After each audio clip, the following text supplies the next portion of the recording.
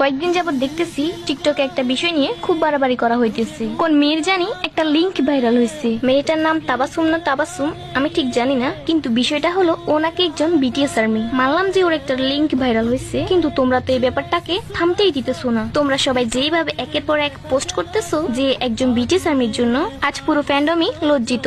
ভাই, এটা আমাদের ফ্যান্ডম কেন লজ্জিত হবে? কারণ ওই মেয়েটাকে দেখে কি মনে হইতেছে যে ও একজন বিটিএস আর্মি? ও তো ঠিক মতো বিটিএস মেম্বারদের নামও জানে না, তাহলে ও কেমনে বিটিএস আর্মি হয়? কেউ একজন ওরে জিজ্ঞেস করছিল যে বিটিএস কি একটা টিম? ও বলে না, ওর নাকি শুধু তায়ংরে ভাল লাগে। ভাই, একজন রিয়েল বিটিএস আর্মির কাছে কেমনে একজনরে শুধু ভাল লাগে? আমাদের কাছে তো বিটিএস মেম্বার 7 জনের সমান, আর ও কোনো বিটিএস আর্মির কাতারেই পড়ে না। তাই আমাদের ফ্যান্ডমের কোনো সম্মানহানি হয়নি। ভাবছিলাম এই বিষয়টা নিয়ে কিছু বলবো না, কিন্তু না বলেও আর পারতেছি না। এত কিছু হওয়ার পরেও ওই মেয়েটা যেভাবে চ্যাটাং চ্যাটাং কথা বলতেছে, যেন ও বিশ্বের কোন মহৎ কাজটা করে ফেলছে। একদম গর্ব নিয়ে সব কথা বলতেছে। ভাই, আমি যদি ওই মেয়েটার সামনে পাইতাম তাহলে কয়টা দিতাম না। আমার হাতের মায়ের আবার যে খায় সে কয়েকদিন বিছানা থেকে উঠতে পারে না। যাই হোক, এসব আজাইরা কথা বাদ দিই, আর এই ব্যাপারে পোস্ট করাটাও বাদ দাও, কারণ এই ব্যাপারে আমাদের মাতামাতি না করাটাই বেটার। আর আমাদের ফ্যান্ডমের কোনো সম্মানহানি হয়নি, কারণ ও কোনো বিটিএস আর্মির কাতারেই পড়ে না।